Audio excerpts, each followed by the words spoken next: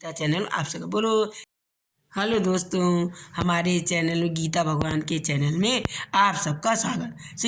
बोलो श्रीमद् भागवत गीता भगवान की जय। हेलो दोस्तों, कल आप लोग कैसे हैं? अच्छे होंगे दोस्तों, उम्मीद है। तो आगे आपको देखिए एक दूसरे अध्याय का 36वां श्लोक का अर्थ आपको पढ़कर सुनाएंगे।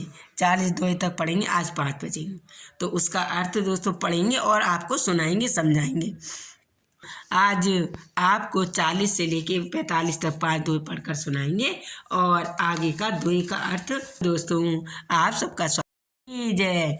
आज दोस्तों कल आगे का जो हमने दूसरे अध्याय का 40 में दोहे का अर्थ बताया और समझाया। तो दोस्तों 41 दोहे से हम आप शुरू करेंगे और आगे आपको पढ़कर सुनाएं। हे अर्जुन, श्री कृष्ण भगवान अर्जुन को समझाते हैं, जो भोगों में तन्मय हो रहे हों, जो कर्म फल की प्रसंग वेद वाक्यों से प्रीत रखते हैं, जिनकी बुद्धि स्वयं को प्रथम पराय वस्तु है, जो स्वर्ग में बढ़कर दूसरी कोई वस्तु ही नहीं है, ऐसा कहने वाले हैं अविवेकी जन हैं। इन प्रकार की जिस पुष्पत अर्थात दिखाई शोभायुक्त वाणी को कहा करते हैं, जो कि जन्म रूपी कर्म फल देने वाली है, भोग तथा ऐश्वर्य से प्राप्त करने वाली क्रियाओं का वर्णन करने वाली है।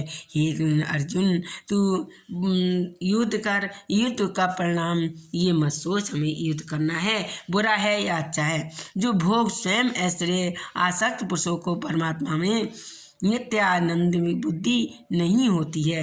हे अर्जुन, तू वेद उपयुक्त प्रकार की 3 गुणों में कार्य समस्त भोगों को उनके साधनों का प्रतिपादन करने वाले, इसलिए तो उन भोगों को द्वंद्वों के सही यानी परमात्मा में स्थित हो, योग क्षेम हो और ना चलने वाला स्वदान अंत करने वाला करण वाला हो। इसलिए हे अर्जुन, सब ओर से परिपूर्ण और जलाशय में प्राप्त होने पर भी छोटे जलाशय मनुष्य का जितना प्रयोजन होता है, वह ब्रह्म को तत्व से जानने वाले ब्राह्मण सब वेदों में उत्तम ही प्रयोजन कह रह जाता है। इसलिए तेरा कर्म करने ही अधिकार है, फलों में कभी नहीं है, और इसलिए तू कर्मों के इसका फल हेत मत कर। तेरी कर्म न करने से ही आसक्ति नहीं होती है।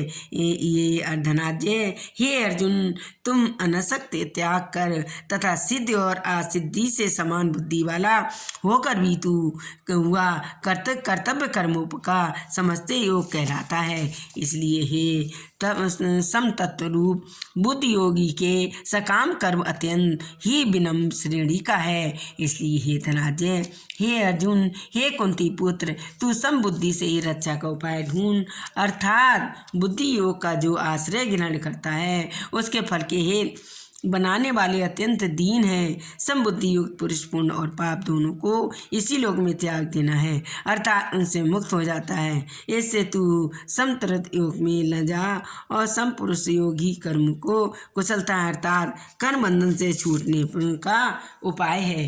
तो दोस्तों जब ये बार बार कृष्ण भगवान अर्जुन को समझाते हैं, कुंती पुत्र को समझाते हैं कि तू युद्ध कर, इसमें आसक्त त्याग कर, अपने कर्म फल की चिंता मत कर, युद्ध करना ही तेरा धर्म है, परम कर्तव्य है।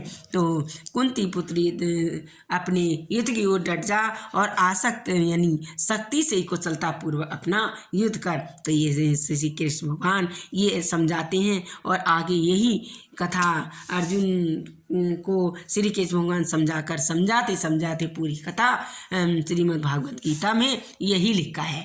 तो युद्ध कर और युद्ध में डट रहा, इस प्रकार से अर्जुन को समझाते हुए श्री कृष्ण कहते हैं। दोस्तों आज हमने 40 से 10 दुआ पढ़कर सुनाया, उसका अर्थ भी सुनाया। दोस्तों हमारे चैनल को लाइक करें, हमारे चैनल को सब्सक्राइब ज़्यादा से ज़्यादा। दोस्तों अगर अच्छा लगा हो पढ़ने के लिए तो कमेंट करें, और गलत भी पढ़ा हो तो भी कमेंट करें। कल आगे आपको 51 से दोहे का अर्थ बताएंगे और समझाएंगे। बोलो श्रीमद् भागवत गीता।